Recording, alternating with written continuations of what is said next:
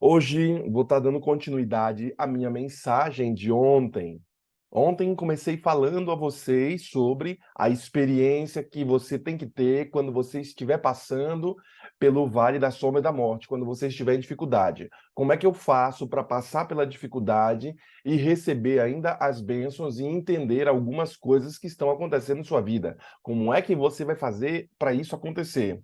Existem algumas experiências do Vale, essas experiências elas são importantes para você visualizar. Lembre-se que a premissa básica, o texto base, né, que eu estabeleci com vocês, encontra-se em Salmo 23, né? Sendo Deus como nosso bom pastor, nada sentiremos falta.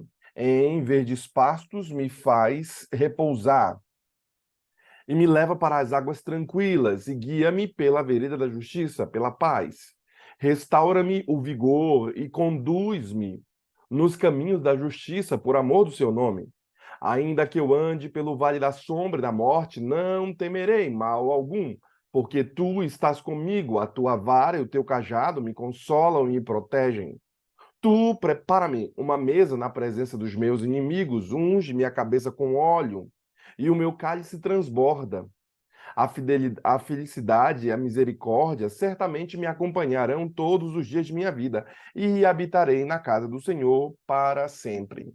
Esse Salmo 23, eu comecei falando para vocês aqui que existem duas experiências que você recebe quando você passa pelo vale, né? Eu falei a vocês que nós encontramos ali circunstâncias difíceis e todo mundo vai passar por essas circunstâncias, quer seja por questões de guerra espiritual, por questões ali da mão de Deus que está levando você à situação difícil, por uma questão de outras pessoas que te conduziram para um local difícil onde você está. Tem gente que te leva a situações difíceis e não só isso, às vezes por conta de nossa própria rebeldia, nos levam a situações difíceis da vida.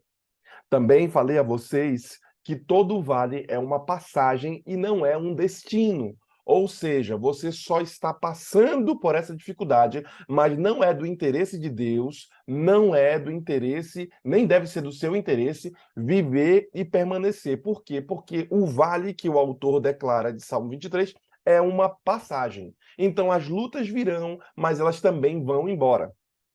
Também falei a vocês que Deus controla a profundidade e o comprimento de uma experiência do vale. De fato, Deus controla tudo o que está acontecendo. Deus ainda está no controle dessa terra, mesmo quando você estiver em dificuldade, mesmo quando você estiver habitando em coisas ruins, saiba que o Senhor ainda está no controle. Por isso, eu também falei a vocês que Deus está mais interessado em nosso caráter do que nosso conforto. Então, Deus não está tão preocupado se vamos passar por dificuldade, mas Deus está preocupado se vamos aprender quando estivermos nessas dificuldades. Ele está mais preocupado em moldar o nosso caráter do que, de fato, nos dar uma vida confortável aqui.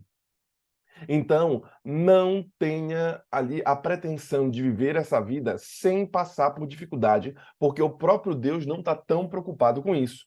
Ele vai te salvar se a dificuldade for muito dura, mas ele vai deixar com que algumas dificuldades estejam indo à sua vida para fazer você ter um caráter melhor, para fazer você ser um crente que busca mais ao Senhor, ser um crente que está mais na presença de Deus. Eu usei aquela frase, né, de que ninguém faz bons marinheiros em tempos calmos. Bons marinheiros se fazem em tempos que as águas estão turbulentas. Também falei a vocês que com o Senhor sempre temos esperança. E por isso que o Salmo 23 termina dando esperança para a gente. Toda vez que você tiver o Senhor, você também terá esperança para você. Hoje quero falar algo diferente a vocês, ainda dando continuidade ao Salmo 23. Mas hoje eu quero falar que, às vezes, as pessoas elas acabam reagindo negativamente ao vale. É um fato que tem gente que age de forma negativa ao vale. Algumas pessoas que, quando passam por situações difíceis na vida, acabam abandonando Deus, acabam blasfemando, acabam deixando de estar firme na fé, acabam parando de orar, parando de estudar, quando que este seria o momento em que deveríamos estar mais inseridos nas coisas de Deus para podermos compreender o que Deus vê. Um fato, irmãos, alguns de nós lidamos mal com a adversidade. Como é que é isso, pastor? Nós não temos um sistema de crença sólida. E se você não entende, por exemplo, o caráter de Deus, se você e eu não entendemos o caráter do nosso Senhor Jesus Cristo, nós vamos chegar ao momento de entrarmos em pânico. Vamos chegar ao momento de entrarmos em pânico quando estivermos diante da tribulação. E algumas pessoas acabam sucumbindo diante da tribulação, acabam entrando em pânico quando eles se deparam com dificuldade. Por exemplo, algumas pessoas não sabem o que fazer quando algumas dificuldades lhes sobrevêm. Algumas pessoas não sabem o que fazer quando bate à porta um problemão. E isso daí está acabando com muita gente. Aquele cara que vai beber, por exemplo, para esquecer os problemas, ele o faz porque ele não sabe lidar muito bem com o vale. Será que você é um irmão que não sabe lidar muito bem com o vale? Você não sabe lidar muito bem quando você estiver na dificuldade, na fossa, você fica extremamente preocupado, e eu já falei isso daí num outro sermão, de que quando estamos muito preocupados, quando estamos desesperados, quando a gente entra nisso daí, é porque a fé foi embora, porque aonde a fé, o medo vai embora, a desesperança também vai embora, porque um é antagônico do outro. Será que o seu caso é de um irmão que não sabe lidar muito bem com tribulação? Você xinga, você briga, você fica muito chateado, você vai de 0 a 100 em um segundo, você explode logo, você acaba desfazendo amizades que eram de uma vida toda porque você não sabe lidar com o vale, não sabe lidar com a dificuldade, não sabe lidar com as coisas contrárias que vêm a você? Bem, se este é o seu caso, hoje você terá uma resposta do Senhor. Nós não temos um sistema de crença sólida. Tem muito irmão que não é sólido. Ele vai se adequando dependendo das circunstâncias. Lembra do que Bauman falou? Bauman é um filósofo e ele diz em seu livro de que o mundo está um mundo líquido. Por quê? Porque as pessoas elas estão se adequando a cada situação da sua vida, mas não há mais solidez em muitos dos seres humanos de hoje. Por isso, se você e eu entendemos o caráter de Deus, nós não entraremos em pânico diante da dificuldade. Só que tem pessoas que não compreendem. Por isso, eu faço votos a você para que você se aprofunde mais na palavra, para que você busque mais o Senhor, para que você esteja mais na presença dele. Para quê? Para você entender o que Deus quer. Não somente isso, nós não entendemos os caminhos do Senhor. Tem muita gente que não entende os caminhos de Deus. Muita gente não entende ali as coisas do Senhor porque não está próximo. E se você é uma dessas pessoas que não entendeu ainda o caminho do Senhor, então é preciso que você confie mais nele. Por exemplo, a Escritura, ela contém muitos exemplos de pessoas santas que sofreram de fato, mas apesar de sofrerem, apesar de nossa fidelidade a Deus, nós vamos passar por sofrimento. Você olha, por exemplo, a história de Abraão, alguém que foi fiel ao Senhor, mas sofreu muitas angústias, e ao ponto de ter que matar o seu próprio filho. Você lembra, por exemplo, da história de Jó, alguém que era íntegro e fiel e sofreu. Você olha para a história de Jesus Cristo, alguém que foi fiel a Deus e também passou o que passou, sofreu tudo. Você olha para os discípulos, todos eles tiveram sofrimentos grosseiros na sua própria vida. O melhorzinho foi João, que morreu na ilha de Patmos, lá, preso numa ilha, não podia sair. Sabe, queridos, será que este não é o caso também seu? Será que este não é o caso de que você, querido irmão, não entende o caminho de Deus? Então, se você não entende o caminho de Deus, mesmo sendo um irmão fiel, é que às vezes algumas pessoas não sabem lidar com a situação. Pastor, eu sou fiel. eu faço tudo. Por que que eu estou sofrendo o que eu estou sofrendo, pastor? Eu busco fazer as coisas direita. Então, por que, pastor, me sobrevém essa dificuldade? Esse é o caminho do vale. Talvez você não compreenda, porque as ovelhas do bom pastor foram para o vale, passaram por essa dificuldade aqui.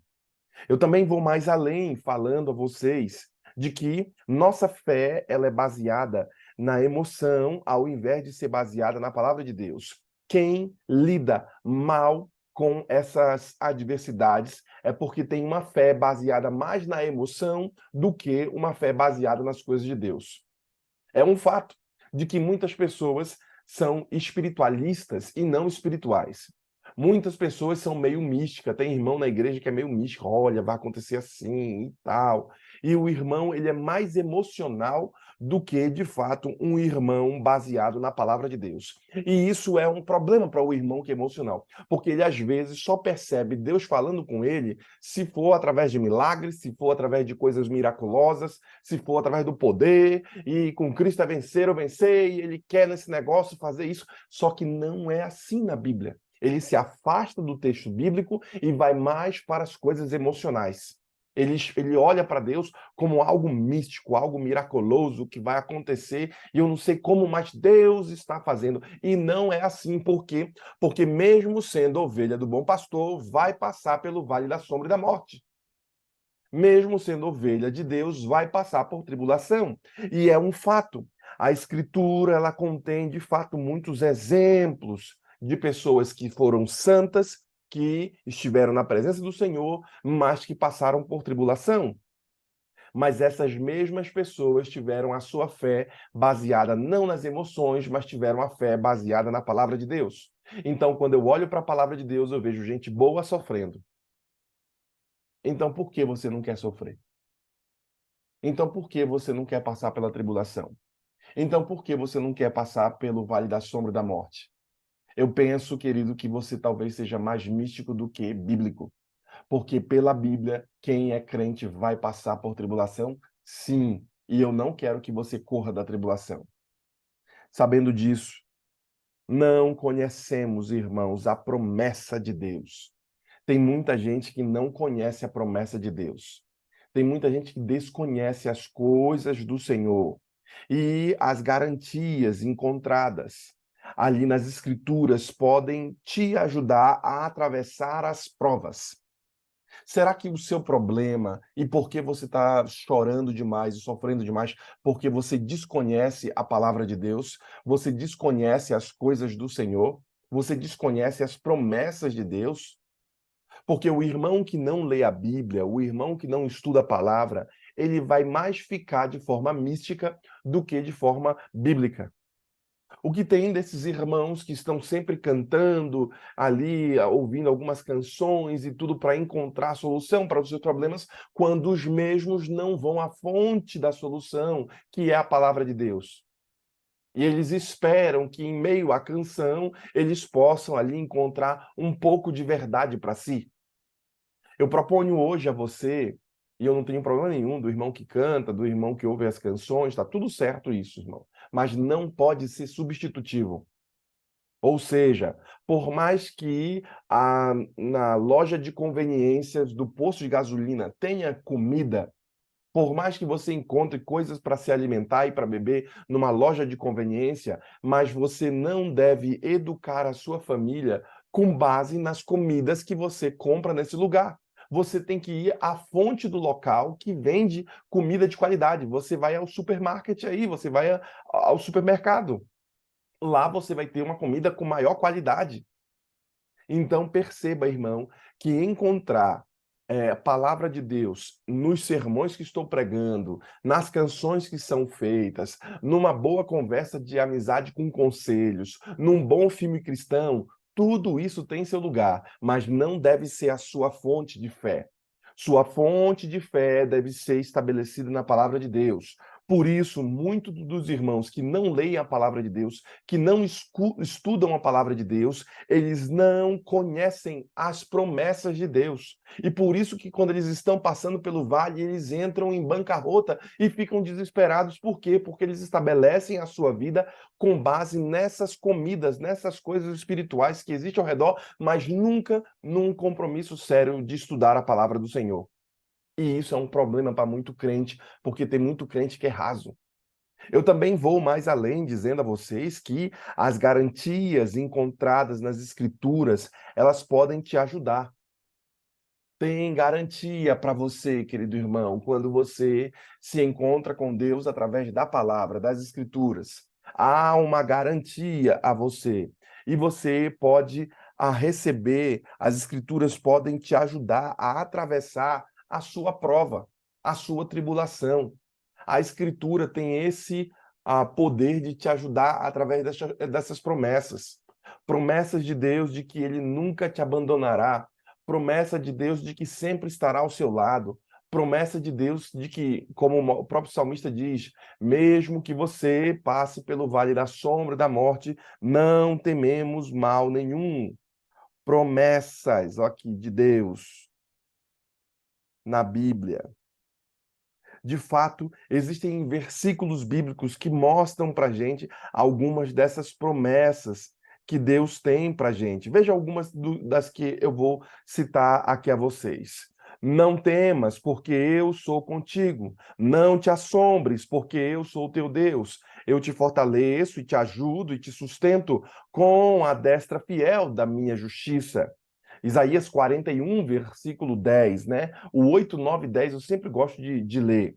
Tu conservarás em paz aquele cuja mente está firme em ti, porque ele confia em ti. Mais uma vez, Isaías dá uma promessa de que o irmão terá paz quando o irmão confiar a sua mente a quem? A Deus. E por isso Isaías capítulo 26, versículo 3, assim declaram: O Senhor, pois, é aquele que vai adiante de ti. Ele será contigo, não te deixará, nem te desamparará. Não temas, nem te espantes, diz Deuteronômio capítulo 31, versículo 8. Mais uma vez, uma promessa de Deus para você. Tenho-vos dito isso, para que em mim tenha paz. No mundo tereis aflição, mas tenha você bom ânimo. Por quê? Porque eu venci o mundo, diz o Senhor. João capítulo 16, versículo 33. Outra promessa Deus dá para você. Instruir-te-ei, vou te ensinar o caminho que você deve seguir e vou guardá-lo com os meus olhos. Ou seja, como um pai que está ensinando o caminho, mas está olhando para o filho, guardando ele com o olhar. Diz Salmo 32, versículo 8. Outra promessa que a palavra de Deus te traz. E tudo quanto pedires em meu nome, eu o farei para que o Pai seja glorificado no Filho. De João, capítulo 14, versículo 13. Outra promessa para ti. Por que que você está aí sofrendo se você tem esse cabedal de promessa? Quando você passa pelo vale, né, algumas pessoas reagem mal, por quê? Porque elas não têm a crença muito sólida na palavra de Deus, as pessoas ali não entendem o caminho do Senhor, porque Deus permite que as dificuldades venham, mas o irmão, como não entende isso, ele acha que é uma punição, ele acha que é um problema, ele acha que Deus desligou ele, que Deus não está perto dele, por isso que o irmão está chorando e sofrendo. Mas quando o irmão entende ali os caminhos de Deus, ele começa a compreender que existe muito mais do que o sofrimento dele e de que as coisas não é sobre ele, mas é sobre Deus, é sobre esse novo reino. A nossa fé não pode ser uma fé baseada só nas emoções, mas você precisa conhecer, irmãos, a promessa de Deus. Você tem que conhecer essa promessa. O Senhor faz justiça e juízo a todos os oprimidos, diz Salmos 103, versículo 6. Mas buscai em primeiro lugar o reino de Deus e a sua justiça. E todas essas coisas vos serão acrescentadas. Mateus capítulo 6, versículo 33. E a oração da fé salvará o crente. Olha aí. e o Senhor o levantará. E se houver cometido pecado, serão perdoados. Diz Tiago, capítulo 5, versículo 3, capítulo 5, versículo 3. Veja, querido irmão, que eu tenho um monte de promessas aqui, eu tenho mais de 30 promessas que eu estabeleci aqui para falar com vocês, e eu falei somente 10. Vocês viram que foram muitas promessas, e foram somente 10. Agora, vá mais além. Na Bíblia existem diversas promessas, mais do que 30 promessas. Deus falando com você. Então, às vezes, as pessoas acabam reagindo negativamente quando estão em sofrimento, quando estão no vale, porque desconhecem a promessa do Senhor, desconhecem as coisas de Deus. Que tal hoje você voltar-se para Deus, mesmo quando você estiver em dificuldade? Que tal então você buscar ao Senhor, lendo Sua palavra, encontrando nela fonte de alento para ti? Bem, hoje eu proponho você sair do Goal Six, mas você parar um momento e estudar ao menos uma, uma vez um capítulo da Bíblia. Ler pelo menos um capítulo de promessa. Você sair daqui para que você possa se encher de Deus. Porque não procure fonte da verdade total nos meus sermões. Não, os meus sermões, eles são uma tradução do que a palavra de Deus falou para mim. E eu testemunho dela para vocês. Agora eu proponho a você e você a luz que é maior que a palavra. Eu proponho você não somente ficar no nosso fast food aqui, na nossa comida rápida do Go Six, no nosso como é que é o nome? No nosso culto matutino, mas eu proponho você a ainda hoje parar em algum momento e estudar, ler um capítulo da palavra. Para quê? Para que você tenha fonte de alimento, tenha fonte de Deus.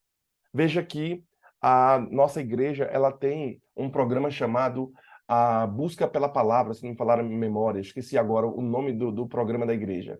Mas esse programa tem por objetivo ler um capítulo da Bíblia por dia. E reavivados por sua palavra, é verdade. Reavivados por sua palavra. E todo dia você busca ler um capítulo da Bíblia para ser reavivado pela palavra de Deus. Eu proponho hoje a você ser reavivado por ela, quando você buscar. Amanhã eu estarei falando a você sobre aprender mais em uma experiência do vale do que no topo da montanha. Eu sei que às vezes você vai aprender mais a ser um crente fiel, a buscar mais a Deus quando você estiver no vale do que quando você está bem, quando você está na montanha. Porque eu tenho a impressão de que algumas pessoas, quando estão bem, essas mesmas pessoas, esses mesmos irmãos, não são tão fiéis. Não são tão fiéis. Mas às vezes, quando o médico diz, olha, tu só tem tanto tempo de vida, você passa por uma tribulação no casamento, você passa por uma circunstância de vida, parece que às vezes os irmãos buscam mais a Deus quando estão nessas dificuldades do que quando eles estão no topo, quando eles estão bem. Então, aproveite, irmão, quando você estiver em luta, em dificuldade, para que você possa buscar ao Senhor muito mais. Bem, nós teremos a oração da irmã Elisângela. E enquanto a serva do Senhor estiver orando aqui, eu quero que você também se una a nós em oração. Eu quero que você venha e busque a presença do Senhor. Por quê? Porque Deus vai falar com você nesse momento, mais uma vez, através da oração da irmã Elisângela. Vamos orar ao Senhor, vamos buscar a Deus e pedir a sua orientação para o dia de hoje. Irmã Elisângela, a senhora pode abrir o áudio aí. Oremos então. Querido Deus e Pai que está nas alturas dos céus, louvado, glorificado, exaltado seja o teu santo nome. Aqui na terra, assim como o Senhor é louvado, glorificado, exaltado nos altos dos céus. Obrigado, Pai, pela noite que tivemos, pelo descanso, pelo respirar, pelo levantar, e porque o Senhor nos concedeu abrirmos os olhos, Senhor, e louvarmos a Ti, de várias formas e maneiras, e principalmente aqui no Go Six. Entendermos, Senhor, que a caminhada ela é necessária, ela pode ser estreita, com pedras, com farpas, mas essa é a maneira com que vamos aprender, Senhor, a caminhar para Ti. E ao Senhor nos lapidar, Pai, de uma forma especial e que dói, e que nós não estamos acostumados a passar por isso, porque geralmente fazemos nossa própria vontade quando fazemos a Tua. Deixamos que o eu seja enterrado para que Cristo viva em nós. Essa situação, Senhor, não é costumeira e nós sofremos um pouco. Alguns sofrem mais, outros menos, mas nós agradecemos mesmo assim por esta caminhada, por esse trajeto, porque sabemos, como foi falado aqui, que é para o nosso crescimento espiritual, para o nosso envolvimento contigo, para a nossa esperança eterna, Senhor, de salvação, na eternidade, não somente nas mansões celestiais que virão primeiro, mas também na eternidade com o Senhor e com todos os outros. Pai, nós queremos tanto e precisamos tanto, Senhor, da Tua presença, do Pai, do Filho, do Espírito Santo, mas com a nossa pequenez, Pai, nós te pedimos o perdão dos nossos pecados e as nossas transgressões para que o Senhor venha reavivar nas nossas vidas hoje. Que esta mensagem que o Senhor trouxe ao nosso coração, à nossa mente, usando o teu servo, que o Senhor penetre, Senhor, de forma a fixar e nós possamos a cada dia lembrar e colocar em prática tudo aquilo que o Senhor pretende para a nossa vida. E mesmo diante de qualquer tribulação, como Paulo diz, nós vamos glorificar a Ti, porque o Senhor é o nosso Pai, nosso Deus amoroso que nos ama e nos permite passar por essa estrada estreita, mas é para o nosso bem, é para o Teu louvor em todo o tempo. Visite, Senhor, esse grupo de oração, visite o pastor com sua família, com a Débora, os seus filhos. A direção da vida deles está em Tuas mãos. A direção não somente da Rose, Pai, mas da família dela, do esposo, dos filhos, filhas, tanto do esposo quanto dela também estão em Tuas mãos. E nós colocamos a cada pessoa aqui, que está aqui presente, aqueles que não puderam estar, que o Senhor visite de uma forma especial, abraçando o Senhor, e que eles possam sentir a paz de Cristo no coração neste dia, tendo a certeza de que suas orações, seus clamores foram atendidos, ou pelo menos ouvidos, Senhor, de acordo com a tua vontade. Nós precisamos de ti, Senhor, para tudo isso ser concretizado em nossas vidas, porque cada passo, cada degrau, cada situação, cada deserto, cada momento o Senhor fala que estará conosco. E nada, como diz o pastor, não somente nada, mas o Senhor não nos faltará em nenhum momento. Glorificado seja o teu nome, louvado seja o Senhor em todo o tempo. E nós te agradecemos, porque sabemos que o restante do dia não nos é conhecido, mas o Senhor conhece e já está preparado para cada um de nós, com as nossas famílias, com os nossos queridos, com os nossos livros de orações, nossas orações intercessórias pelas pessoas, que o Senhor possa visitar cada uma delas, seja problemas físico, mental, espiritual, mas que tua mão poderosa seja colocada sobre cada um deles e revela a tua graça poderosa e misericordiosa na vida deles também. Tudo isso, Senhor, nós te agradecemos, mas também pedimos, crendo que o Senhor vai ouvir e atender, no doce e poderoso nome de Jesus. Amém. Ainda em tua presença, Senhor, pedimos que tua graça e o teu espírito estejam sobre nós. Que o Senhor abençoe ricamente o irmão Francisco, que orou no começo. Que teu Espírito Santo esteja a guiá-lo sempre. Cuida, Senhor, também das coisas que ele ama, das pessoas a quem ele ama, Senhor. Que essas pessoas também recebam a porção da tua graça por conta da vida do teu servo. Também, Senhor, abençoe a irmã Elisângela que orou agora.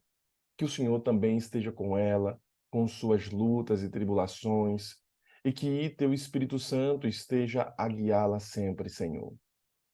Entregamos em tuas mãos também, Senhor, a nossa líder irmã Rose.